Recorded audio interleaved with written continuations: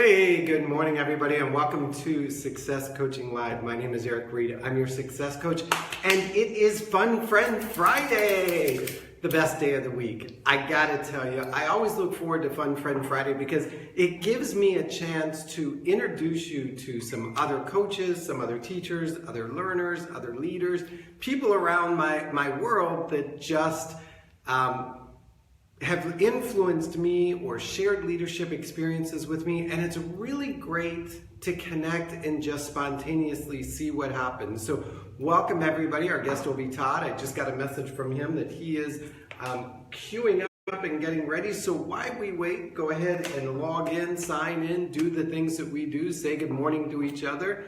I know many of my friends are in travel mode. Good morning, Annie. I have an email message out to you, by the way, so check it out. Good morning, Kat. It's so nice to see so many of you. Like I said, many of my JMT friends are boarding planes or traveling or getting ready to travel today to head to IMC. Safe travels, safe travels. Kay Salerno is traveling with her newborn, and she asked, what was the best advice? And I said, you are now one of those people. You remember when you used to sit in airports and you would look across the way and you would see somebody's kid acting up, going crazy, being like, and you would look at those people and you'd go, oh my God, can't those people take care of their kids? Well, I was going through the experience. I called my sister. I was asking like Benadryl, NyQuil, what should I do? Duct tape them. And she just looked at me and said, you are now one of those people, so get used to it. And I thought, you know what? This is just about the 4 people that I got to get safely from here to there, and I'm going to be one of those people. So, Kay, become one of those people. Good morning, Lewis. Sitting in the other room, all the way from New York. The kids' uncle has arrived. They don't know yet. That's the next adventure. Good morning, Miss Amy. I know you are heading to IMC. I actually think you might already be at IMC. So, welcome. Diane, I know you are heading off to IMC. And by the way, if you guys don't know Diane, make sure you connect with her during this IMC. Phenomenal instructor. She uses experiential learning as a way of delivering a message. And when she teaches and taught me about experiential learning and how to incorporate it into a training or into a session, it really shifted it, because I, as you can tell, I'm not somebody that likes to stand behind the podium and deliver a message. I'm not a preacher, I'm a teacher, I'm a leader, I'm a coach, I'm a mastermind facilitator. And using the experiential learning principles that Diane teaches helps get us out from behind that podium, so to speak. So if you're at IMC, Facebook, friend, tag Diane and connect with her. She's got some great resources and training tools. Good morning, Miss Lisa. I know you are also in Orlando. So everybody, welcome to Fun Friend Friday. Remember to take a moment and share this out so other people get to know my friend Todd. Remember, we are in our challenge, 28 days of love. And that's self-love. And one of the things I want to really remind you is don't stop the Post-it notes. Keep them going. Remember, we're doing a statement that says, I am, and then something about ourselves. Now, I want you to make sure that you're not connecting yourself to somebody else, like I am a father, I'm a brother, I'm an uncle, I'm a dad, because those are relationships. What I want you to think about with those relationships is what you bring to that relationship. I am a supporter, I'm an encourager, I'm a cheerleader, I'm a nurturer, I'm a guide, I'm a mentor, I'm a confidant. Think of those relationships and what value you gain and what value you give, and use that on your Post-it notes. Because often, like I said, we need some affirmations. There's nobody around sometimes as entrepreneurs, as we're sitting in our little cubbyhole trying to make our life work. And having something like this, where you can just flip through your little deck of affirmations like, I'm an implementer. Yeah, I do take my dreams and make them happen. I am driven. We talked about that. I'm a catalyst.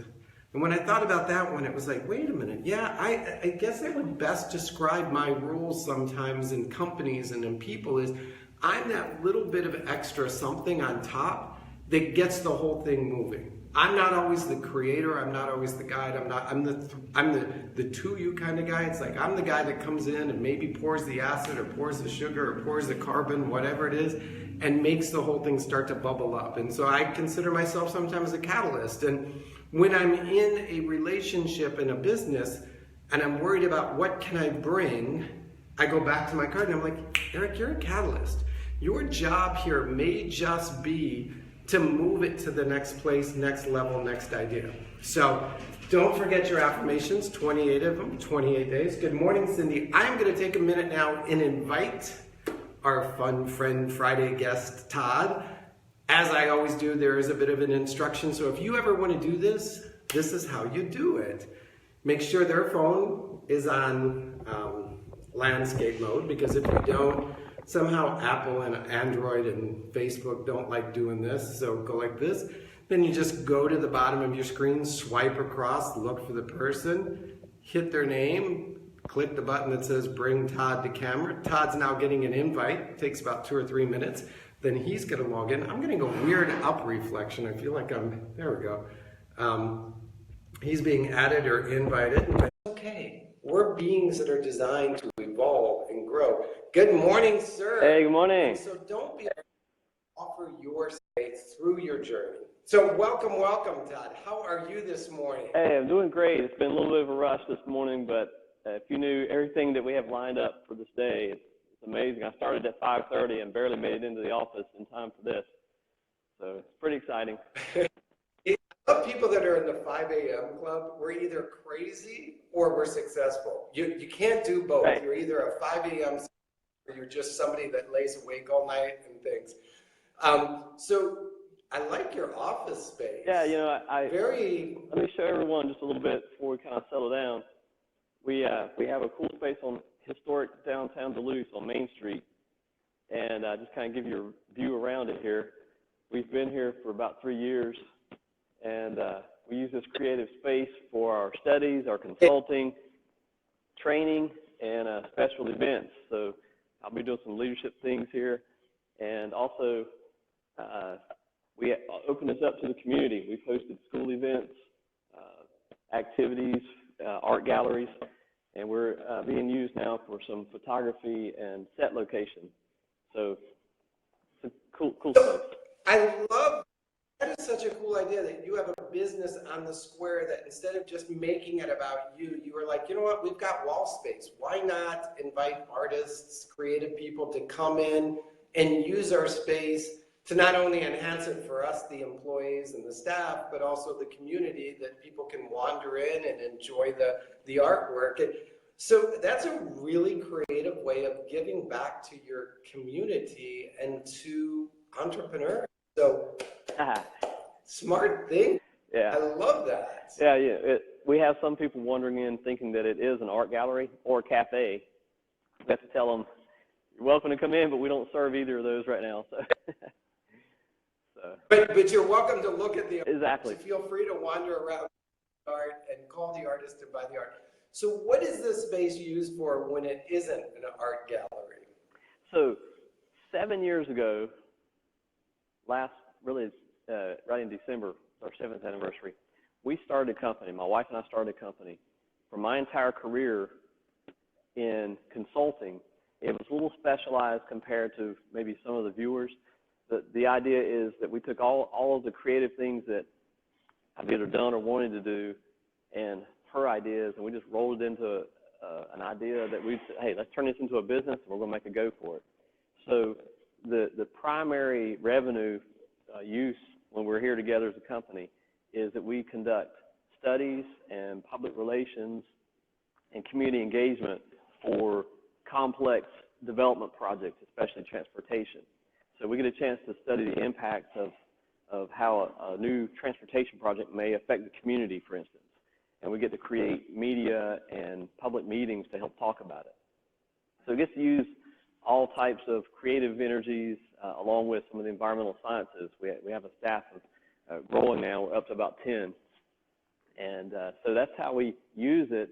And then we see ways that we can take the same skill sets and invest them into the community, either through outreach like in schools or in providing training services to help others improve how they do these same types of studies, kind of sharing our lessons, and then that gives us a platform to offer other types of training, essentially mastermind groups, lunch and learns, just different topics from the norm. So I like the idea that you, because I know your background is a bit more on the environmental impact and development, and the impact to the environment as we traditionally think of the environment. But I love this idea that you sort of said, well, we also need to understand the impact to the people and to the community and to the businesses and to the social economics and the psychological makeup of a community. And I know you're in Atlanta, and there's no better example than MARTA. And if you go back and look historically at what MARTA stood for and what MARTA was designed around, and how it was initially set up by Asa Candler, you start to see how transportation can bring diverse populations either together or apart. Oh, absolutely. That's a very good perception and a really good example. Another one is right there in the middle of it, the world's largest or busiest airport. And that airport being such a hub and connecting with transit, so many diverse populations around it.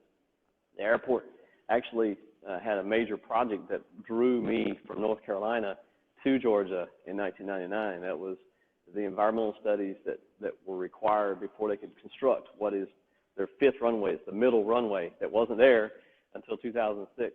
And that kind of provided a avenue for me to come to Georgia. And that was a fascinating study and a range of incomes and populations, who gets to use the airport versus who gets impacted by the airport. So that drives a lot of our like month-to-month type of work. Every day is totally different. So we get to have fun in the process. But our best, yeah, go ahead. Oh, I think something that's interesting, because as a JMT coach and trainer, and also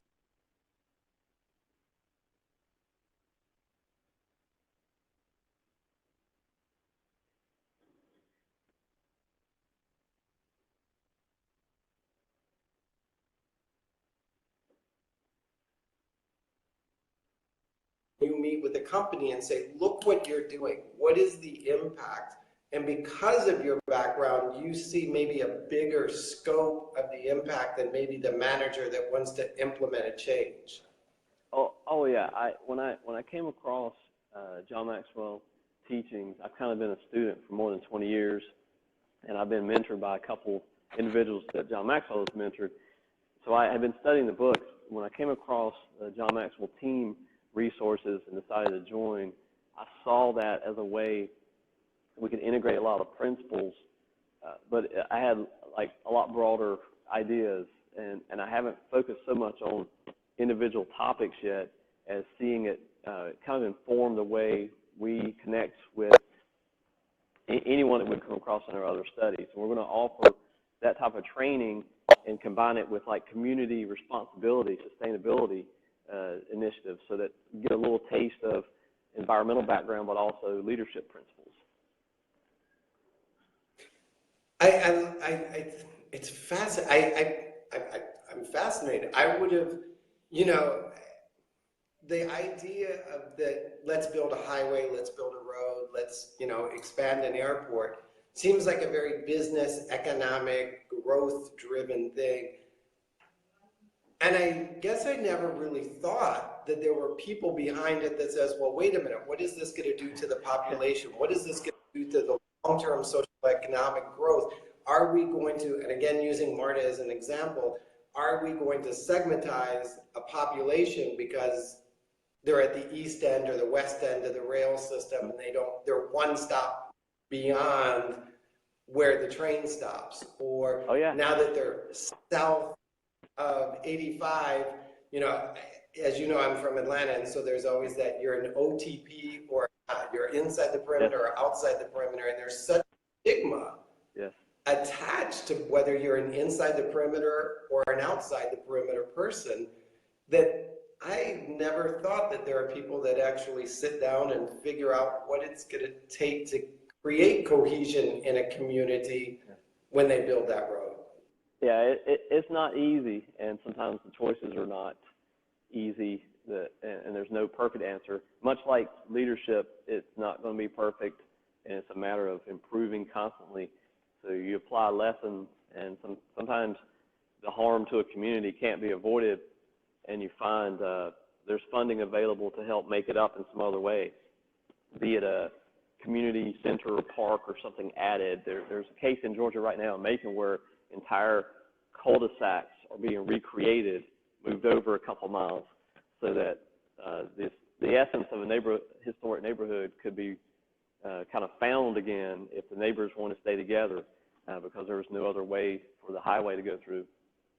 I think compared to 4 or 5 decades ago, it's a whole new deal, and I love being a part of it because I get to use so many creative ideas and abilities because I start off my education in English degree, and I've always been a writer, and I just have so many different ways, so many different outlets to communicate with everyone, and it's such a great fit to take in leadership concepts, but then also convey them back with kind of a personalized touch, which I think is important for everyone. As I'm listening, I can hear the law of the trade-off. I can hear the law of the sacrifice. I can hear everybody communicates, few people connect. You got it. I can hear leaders ask great questions. I'm quoting either John Maxwell principles or John Maxwell books for those that might be like, what? Right. Good leaders ask great questions. If you're in government, if you're one of those city planners, it's like, are we asking enough questions? And who can we call to make sure we've gotten all those questions? Right. And everybody communicates, few connect. So often a leader will step in with a vision, a plan, an idea of what they see the bigger picture, but they're having a hard time selling it to the community because they failed to connect the community's needs first. And then the law of the trade-off and things like that. So I could see how you would just be like, every time you step into one of those situations, pulling out a John Maxwell title or one of the leadership principles in order to help a community become long-term and sustainable. My background in real estate, I think I sometimes often look and I'm like, you know what, that was poor planning. Or I can see where at one time all the energy was devoted to this end of town, especially in Lawrenceville. Oh, yeah. I mean, we got that Snellville corridor, and then you've now got the North Lawrenceville, Duluth, the Cula, Hamilton Mill corridor, and those are so diverse, but yet they're served by the same council. And right in the middle is the airport, and every 3 to 5 years, it's time to expand the airport, and then we have to go into the whole community impact. You got it. So I think I'm going to come and work. I think I could have fun on that job level.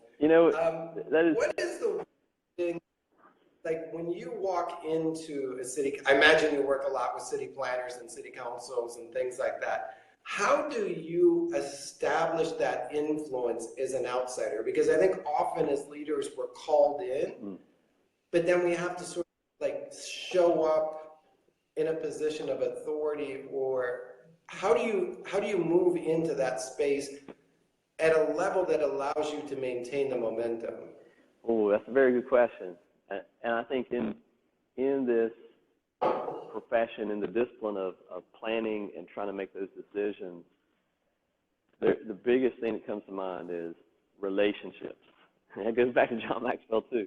So having relationships is so crucial, and they have to be built on trust. It can't just be, hey, my next door neighbor, so I'll get in, an inside meeting. And we've worked really hard to kind of have a real consistent focus on integrity. Our company we're actually in the middle of a kickoff, 2-day kickoff, and it's a lot of fun here in the office. We'll be cranking up some cornhole with a custom branded cornhole I bought, and a few other things here in a few minutes. But we were just talking. For those of you who aren't in this game.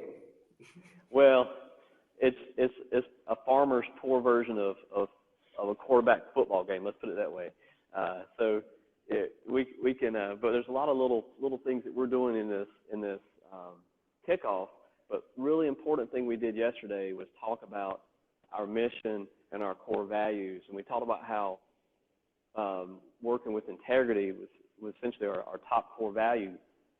So we've worked for 20 years investing from where I was just an assistant, just looking up an answer and having a very minimal role on projects 20 years ago here in Georgia. I have built a reputation that people can trust my advice. Just recently we spoke at a hearing in Gwinnett County, and it happened to be related to my neighborhood.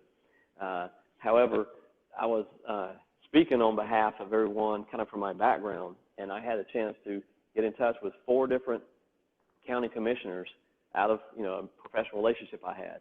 And there wasn't anything under the table. There was some hidden information about a proposed rezoning that was really not even legal, and they didn't understand the details. But they opened themselves up because of that relationship. Said, "Oh wow, let me get this information." And they were scrambling behind the scenes, and we had a unanimous decision that they were not going to allow it, where it had actually been recommended for approval by the staff, just because they weren't aware of all the details. So it's definitely a big trust issue and building relationships. So if you guys didn't catch it, and I'm going to kind of recap, when I asked it, how do you develop the relationship? How do you walk into a situation where you can have influence, etc.? It was interesting that it wasn't positional, 5 Levels of Leadership by John Maxwell. It was influential, and that it didn't happen just because he got the phone call. It happened because of 20 years of commitment to a set of core values and beliefs and integrity and trust. And I think often we feel like, well, I got this credential, I got this name tag, I got this certification, I got this whatever, and you guys should just jump on board and love me because of it. And we haven't done the seed planting. Sometimes it doesn't take 20 years, but showing up and being consistent and sharing that integrity and over time being of service without expectation, so that when that call comes, you don't have to prove yourself in that moment, because you've proven yourself for 20 years outside of that moment that you were invited into it. And I love the way you brought that in as a leadership lesson of, don't expect to walk in and win the room if you haven't done the groundwork beforehand. You can do my marketing for me. Takeaway, folks. You can do my marketing for me. you made that sound great. But that's just how we work. That's how we think. That's how we operate here. I'm a catalyst, and marketing is all about that sort of catalyst energy. But really, I just one more time, and then we're going to do the Fun Friend Friday cards. You guys got to hear this. You got to understand this. You got to hear this. If you're trying to build success, if you're trying to change your life, if you're trying to go to the next level, you got to look at yourself in the mirror and say, what groundwork have I done? What have I planted? What have I poured into to be invited into the meeting, into the room, into the position where I can then use my influence, skills, talents, and knowledge to create effective change for individuals and communities? If you're not willing to do the homework today for an appointment that's not on your calendar, then that appointment is never going to get put on your calendar. It's about doing it now, not knowing when you're going to be called into service. And I love the fact that, Todd, you spoke about, we have core values for our companies. We have mission statements for our companies. I say often, families have mission statements, do businesses have mission statements, do individuals have mission statements and values and core values? How do you know it? How do you express it? And I think if your core values are being expressed, trained, or taught when you get invited into the room and you're like, don't know how this happened. And what everybody else in the room is saying is, we've been watching, and you're the only guy we could think of to invite into the room because of what you've done out of the spotlight. So you guys hear it, learn it, master it, memorize it. Thank you, Todd, for bringing it to our awareness. If you're trying to grow your business and you're not willing to do the homework today for something that you don't know is going to happen in the future, it will never happen in the future. If you're thinking, and personal example, somebody said, why do you do Facebook? Well, partly it was a challenge, and partly Seth Godin told me. But if I walked into a room and said, could you do a one-on-one interview? I'd be like, I think I could pull it off. I've done like 30 of them through a channel like this. Could you do a 3 to 5 minute, keynote or warm up for a BNI group? Yeah, I think I could do it. I do it about every day of the week. I don't know where that opportunity is coming from, but I'm doing the homework now so that when I'm called in, as our friend Becky says, into a divine appointment, I've already done all the work. I just get to show up and enjoy it. Yeah. So I love that. 20 years to get where you're at today. Well, it's a whole lifetime. That's really, you apply lessons from really a lifetime. I started writing when I was 6 or 7. I worked hard growing up, partly on a farm and with hardworking parents in small town North Carolina. So some of that work ethic carries you, through life to create that desire to, want to do your best.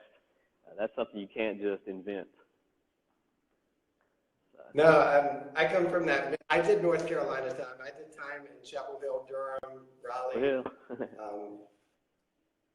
Hillsborough. I actually worked for Orange County DFAC in Hillsborough, North Carolina. If you haven't been, there's no point in rushing to get there. Pretty arid.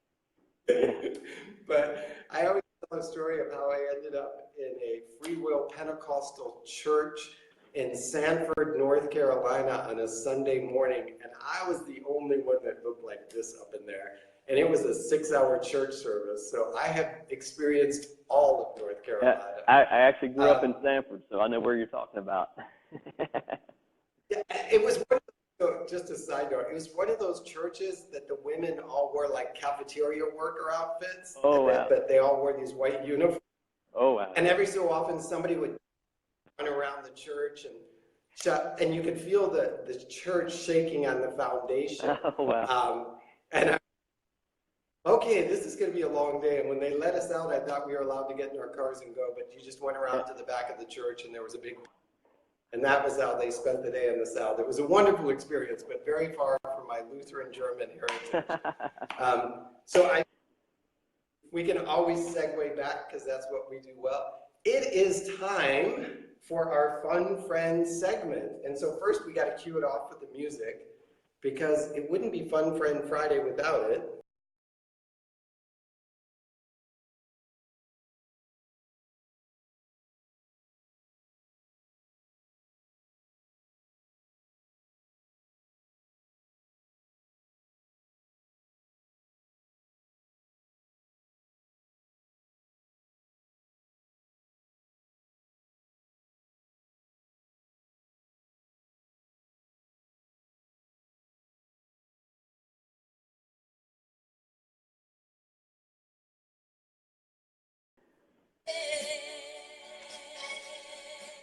So, as you know, with somebody that may be watching and getting ready to share this out to somebody that's never seen it, on Fun Friend Friday, we have our Fun Friend Friday envelopes. And this began with our good friend Nate. I think you know Nathan. Because Nathan, I tease him, he's kind of like a little brother. Nathan has a hard time reading words, so I had to make a Pictionary for him. So inside each of the envelopes is a word pretty much from a John Maxwell lesson, modeling, timing, abundance, influence, things like that. And you get to pick an envelope. So we have rainbow, pink heart, green clover, yellow moon, red balloon, orange star, and blue diamond. Ooh. Yes, they are the Lucky Charms cereal marshmallows. Oh, yeah. I recognized that from the first time. I was the expert at getting all the marshmallows. I had 3 brothers, and, there was a fight to get the marshmallows out first. So just as a side note, did you wake up and have the cereal with no marshmallows left over because somebody had poured them all out in the bowl and ate out? I was the brother that was always picked on and beaten up. So yeah, there were times I went without marshmallows. Yeah, We had it in the house too. You'd like get a box of cereal and it'd be like, who ate the marshmallows? And then you thought, ooh, how disgusting that one of your siblings had sat there and Yes, fingered through all the cereal to take out the. exactly. Yeah, same in our house. Right. So my mother, with all her wisdom, just stopped buying marshmallow-based cereal, which ruined my childhood. But that's a different therapy session. Right. So, which fun friend envelope would you like to go with? You know what? In honor of just how crazy it turned out the other night, one of the funniest Valentines I ever had, I'll go with pink hearts. Let's just say my wife and I were both here doing this all day, getting ready for it, and we ended the evening with my teen daughter throwing a card at me that I was supposed to give my wife, and it made her think that I had my daughter go out and buy it when actually I'd already bought it. Just accidentally ended up that my daughter had it. So it was just a memorable, funny Valentine's evening. It's like one of those holidays that no matter how hard you try, you never do it right. Right. As a guy, you never. Right. It's like, honey, I bought you a back, and then the next year you buy her and either way you fail. Yeah. So, in the honor of Harvey, we will reveal the word on the screen, and it's awareness. How perfect is that for your lesson? So give us a mini 3 to 5 minute lesson on how you and awareness and leadership play out every day. Oh, wow. So one of the things that I have tried to implement, I'd say really maybe the past 10 years, is to work harder. And this is something I still have to really work on. You just mentioned it, Valentine's. Listening intently really helps awareness, because we can kind of have in our head where things need to go for the day, what a client needs to do or what an employee needs to do, and it will kind of drive some of our decisions if we already have that sense. So I'm really trying much harder, not just to listen, but you've had a lot of great lessons over the past month about really being in the moment and just being able to connect, because I think part of awareness is understanding the setting around you and understanding not just the words that the client or person you're talking to, not just the words they're saying, but the tone, the body language, the situation that they may be bringing to them. And I'm trying much harder to kind of connect with that when I'm talking to anyone in the community or client or staff.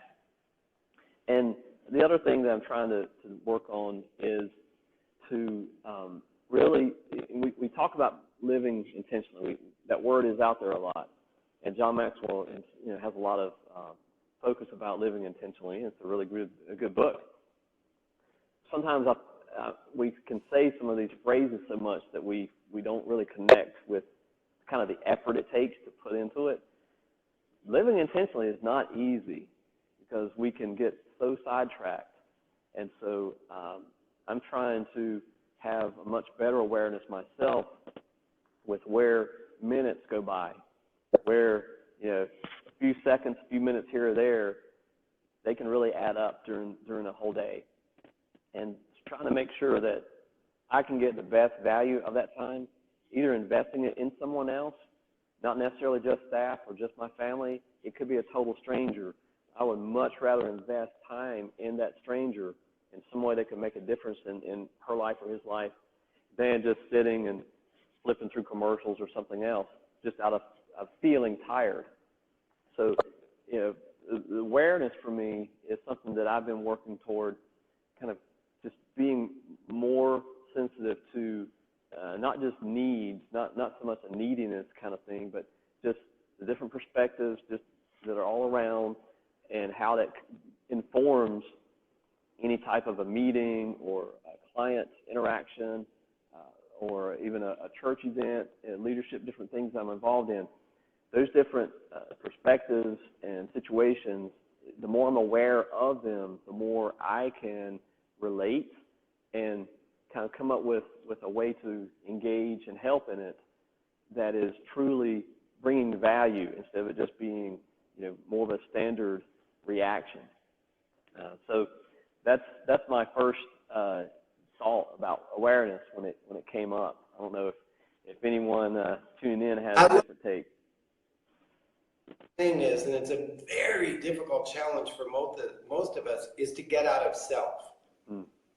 And in order for us to become aware of others, we have to become aware of others. And not, focused on how do I feel, what am I going to say, how are they seeing me, how can I, like that how and I statement does not fit in the awareness. And when I do coaching, it's funny because if anybody watched, I'm off because I do it so much by phone.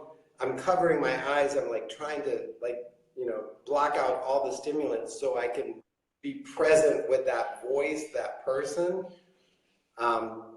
And another technique, if you're struggling on becoming aware of what other people are saying, be free. It's a counseling technique. We all use it in counseling. That line of what I hear you saying is, and not interpreting, not in translating, not in evaluating, not in solving it, but just repeating it. I say as men, we need to do that all day long because the way we process information versus the way women deliver it, it's like miles apart. And so using that, what I hear you saying is, acknowledges the other person, but also it requires you to listen to what they're saying because you know you're going to have to repeat it back exactly as they said, as opposed to planning that response. Very good. So I love the idea of awareness, that it is intentional living. Everybody talks about it. It's t-shirts, it's on coasters. You can get a coffee cup that says, I'm living intentionally today. But it's hard to be disciplined and focused and present. Absolutely. So what are some of the two things that you do to bring you back into that awareness of intentionality? Well, I am by nature visionary and a rule breaker. And that's dangerous when sometimes when you're looking at so we just played leadership game yesterday with our staff. I took them through it for the first time, and there's a section where talk about the strengths for everyone else, and they insisted I play it, not just facilitate it. So I kind of had to do both roles. And one of them wrote a note to my wife, who's a partner with me here in the business, but she's more in the background. And the note was that they thanked her for having all the right combination of things to keep me in control, to kind of rein me in. So I thought that was kind of funny. But for me, what I need to do to make sure that I can keep that focus is try as much as possible to have a couple things that I do. And I know we talk about the rule of 5, if anyone following John Maxwell, and I'm just kind of getting into that myself. But some mornings, like this morning, I had to do a flurry of activities, so I couldn't really ground myself quite as early. But I love to have a little bit of time for just 10, 15 minutes for fitness. Sometimes that seems like a really small amount, but just enough to kind of get the blood flowing. I like to have a little bit of time to kind of meditate, pray, a few minutes to read, and then just kind of hit the day knowing that I've got certain priorities, and then the rest of it just turns into an adventure. What I really try to do, though, is remind myself through the day that one of the things I've learned, not just because of events that we see and hear around us, but just through passing of some loved ones and that kind of thing, we don't really know how long we have. None of us really knows how many days, hours, minutes we have on earth. And we can't live in fear. What I like to do, though, is look at if today was the last day I had to leave some kind of legacy for the people I love, for the people I could in some way influence. Maybe for the person I never met before, but I could possibly leave some kind of influence if we cross paths this one day. Then I want to do the things this day that could leave that positive impression, because I won't have that chance tomorrow. I may have another day tomorrow, but today's chance was the last day for me to leave a legacy. And that actually drives my integrity, because what if my last day, if I didn't have control over it, if I did something or was wasting my time focusing on or thinking about things that weren't helpful to my life or my family's or my business, I wouldn't want that either. So I really try to remind myself, make the choices, say the things, do the things that could leave that kind of legacy. If this happened to be the last day, I could contribute to it. So that kind of drives it. I love, and I love that intentionality, legacy, and awareness. And as you were doing it, I sort of had a visualization that if this was your last day, what would be the last event recorded in your day timer? And would that be the legacy you want to leave behind? Mm. So often, you know, we look at our timer and we think, how did I spend my day, my week, my month, my year?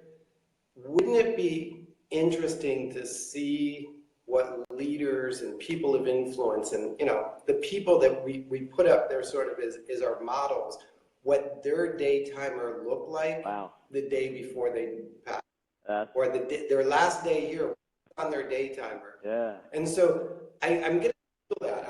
I'm stealing that from you, just so you know. I'm like hereby, you know, copywriting and stealing it right. as a teaching lesson. Picked up your day timer today, if I picked up your journal, your calendar, your schedule, what would it say about the legacy that you intended to leave that day? Oh yeah, absolutely. Very good. I love that. Oh, I need to go and throw away my day timer and start over. And truthfully, maybe that was the divine appointment for all of us today. Through this Fun Friend Friday was understanding that what's in your day timer, that thing that's on your calendar, in your cell phone, on your, you know, schedule board, whatever, does it reflect the legacy that you want to leave? Or does it reflect a whole bunch of things that you filled your life with that you're hoping sometime to get to your legacy? So, wow. I'm just like, that was good. Thank you. I appreciate that. That idea of being intentional and being focused on legacy and looking around and asking, you know, the law of the trade-offs, like we started with the law of the trade-offs and putting in an airport, a highway, a shopping center.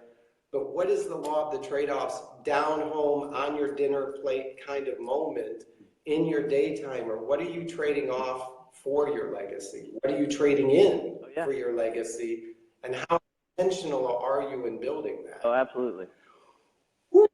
That was too much Fun Friend Friday for me. That was like a big. Hey, thank you. I think my staff would probably say a little bit of Todd goes a long way. So couldn't have been too much of it. She said that with a smile. Work. Oh. So what upcoming classes do you have coming? I know that you and I were talking the other day that you're getting ready to launch like a whole vision of retreats and trainings and things like that. Yeah, so I got a couple of ideas in the works. As you kind of saw from our studio type look and my crazy background, I'm going to be looking at combining some leadership principles with creative topics so that the theme around it, imagine a multi-night event or multi-week online event around a artistic or creative theme. I'm not going to release all of it just now. I'm actually seeking some copyright permissions from some really big names to be able to integrate it. But one of the things I'll be doing is integrating some leadership lessons from UNC Tar Heels over the decades. It's been a lifelong passion of mine. I was thrilled to see some of that in some of John Maxwell's books. I will be doing a few sessions of some other really, really big movie-type themes coming up. And one of the things that really has been, and I guess it ties back to the law of trade-off, my wife and I encountered just some really interesting opportunities, and we will be kind of working with a chance to have a new property. We just actually closed recently, but we're going to have more details out soon. That's just amazing retreat area in the mountains of Georgia, very near the edge of North Carolina, and it's just we weren't really looking for it, and it's something just so many things came together. It's an amazing story on its own. It would take a whole Friend Friday just to tell the story, but it's been like a 15 or so month journey, and we've now added that kind of into our portfolio. Say it again. I hear collaboration with all different people and leaders and teachers heading up into the mountains of North Carolina for a weekend of leadership and growth. And yeah. So you'll definitely have to connect with Diane. She does great experiential learning. And Melanie Massey, who I know you know from JMT, and her artistic talents, she can fill your space with creative art. Yeah, yeah. There's a lot of people. Oh, yeah, that's a good point. You're going to probably... Yeah, right here in our space, I'm glad you brought that up. We are making it available, just like I mentioned, commercials and film crews have been here. I'm going to be hosting probably quarterly gatherings for JMT on like a Friday, optional Saturday kind of thing. We'll have one coming up real soon. But just to gather the resources, we have in-house 4K camcorder equipment, green room, photography, audiovisual support, all kinds of things that we could do there to help other kind of prepare and strengthen their brand or their business. And we're looking at kind of bringing that together. So that'll be something I'll put out. He's Friday coming up with a green screen and dancing unicorns and purple hearts and rainbows and all of that. Yeah, I like to do that. Creative space. Well, I want to thank you so much for being my Fun Friend Friday this week. I will be seeing you in a couple weeks, face to face. Absolutely. Driving up the Lane Highway towards Duluth. And I'm really excited because we've talked about collaborating, we've talked about sharing and doing things together, and you know, it's a little bit of a commute between Uruguay and Lawrenceville, so it's going to be fun to sort of explore that in the coming year. And as a fellow 12-stoner, I know we already started the same place, so I'm excited. And I want to just, honestly, I love the lessons you've taught. Everybody take a moment, go back, review, renew the lessons in your head, get them down in your notebooks, share them out with people. And I'm going to tell you, some of these I'm going to steal and I'm going to teach on later. So Todd, I'm sorry, absolutely. Just lost complete, send you the form, but anything creative in this space actually belongs to the creator, or it belongs to me, not to you.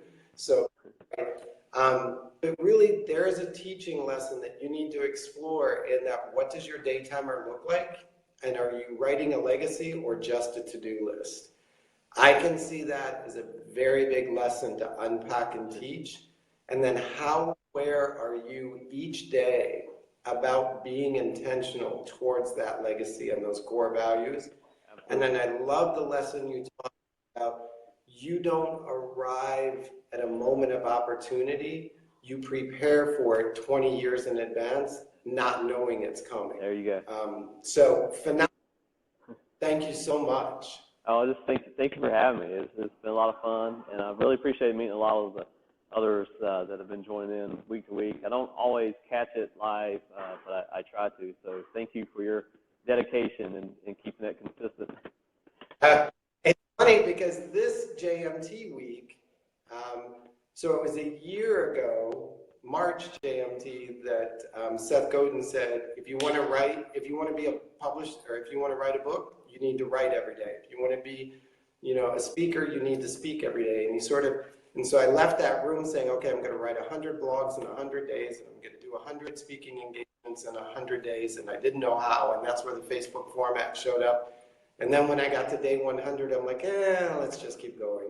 And so it has been a learning opportunity, but who knows, in 20 years from now, I may actually step into the moment that all of that was prepared for. Yeah, there you go.